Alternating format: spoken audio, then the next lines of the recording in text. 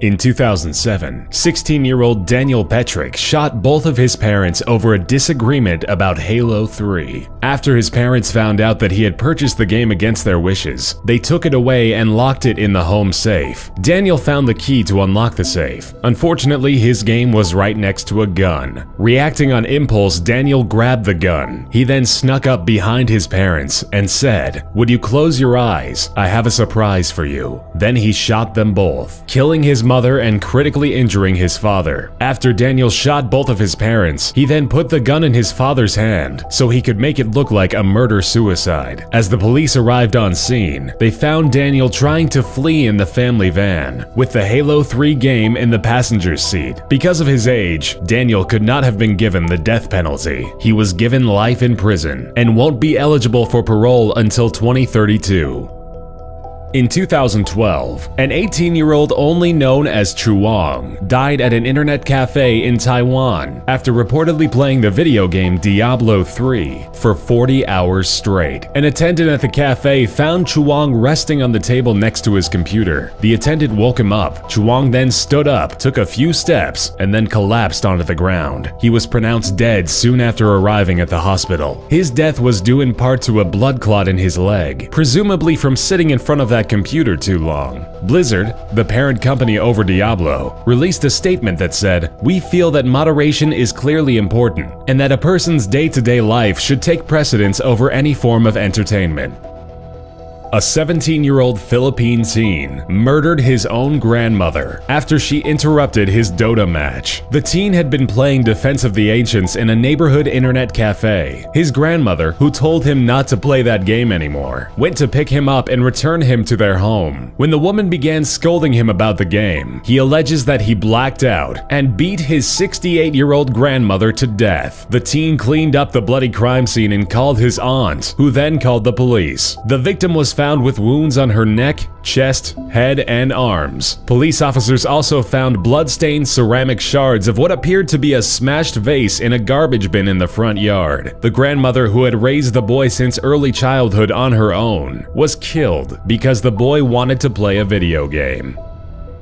South Korean man Lee Seong-sop wasn't just an avid player of StarCraft, he was addicted to it. He let the popular real-time strategy game take control over his entire life. In 2005, he started spending all of his time playing the game, which cost him his job and longtime girlfriend. Lee would spend almost all of his money in an internet cafe to play it. He was used to playing 14 to 18-hour sessions, but when he started a 50-hour session, that was the end of his gaming days. At the end, he collapsed and died from exhaustion and dehydration. When it comes to games, there's a difference between healthy enthusiasm and an unhealthy addiction. In this case, the man's love for StarCraft consumed him.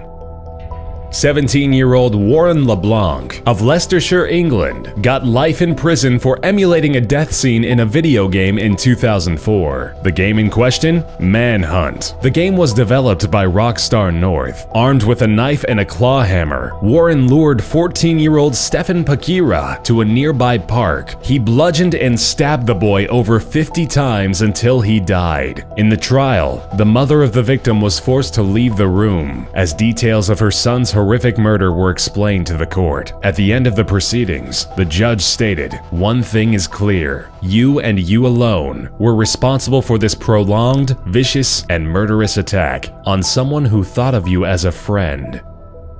In 2013, an 8-year-old Louisiana boy intentionally shot and killed 87-year-old Mary Smothers, his own grandmother. The event happened only minutes after the boy started playing Grand Theft Auto. Authorities believe he intentionally shot Mrs. Smothers in the back of the head as she sat in her living room watching television. Family and friends of the victim have stated that the victim and the juvenile had a normal, loving relationship and even shared the same bedroom. The sheriff's department released a statement saying investigators have learned that the juvenile suspect was playing Grand Theft Auto 4 just minutes before the homicide occurred. The boy, now living with his parents, won't face charges. Under Louisiana law, a child younger than 10 is exempt from criminal responsibility.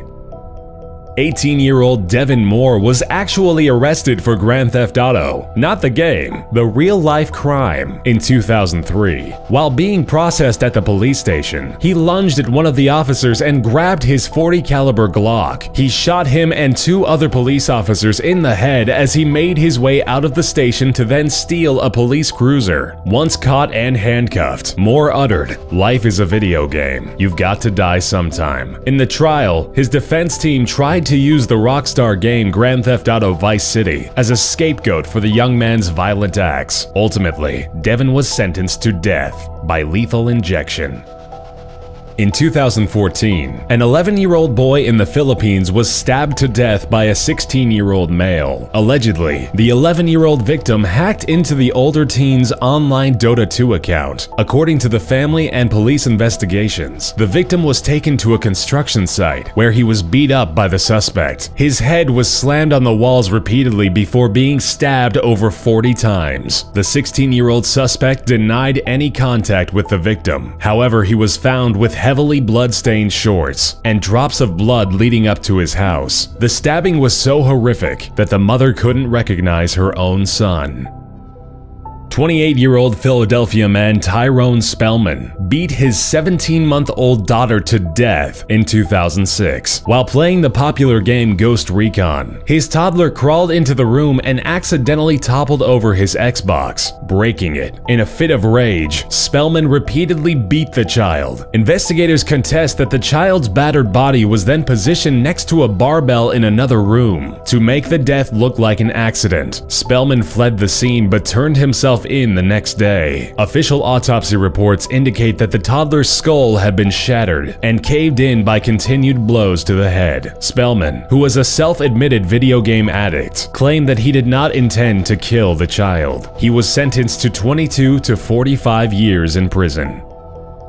In 2014, 12-year-old Peyton Leutner was stabbed 19 times and left to die in the middle of the woods. The culprits responsible for the attempted murder were 2 of Peyton's close friends, 12-year-old Morgan Geiser and 13-year-old Anissa Wire. The 2 girls were trying to please a fictional video game character, Slender Man. They thought that if they sacrificed a real person to him, he wouldn't haunt them or hurt their families. According to court documents, they told detectives they had been planning to stab her for months. Investigators discovered more than 60 drawings of Slender Man in Geiser's bedroom. One drawing depicted a girl lying on the ground and a person standing over her with the message, "I love killing people." Once the pair lured Peyton into the woods, one of the girls pounced on her and started to stab her repeatedly. During the entire ordeal, the victim was screaming in agony and saying, "I hate you guys. I'll never forgive you. I trusted you." Once the attack was over, the girls ran away. Miraculously, Peyton survived the attack and crawled her way to a nearby trail where she was discovered by a cyclist. Leutner has made an amazing recovery from the attempted murder, and as of this year, the girl who came within a whisper of death celebrated her 13th birthday.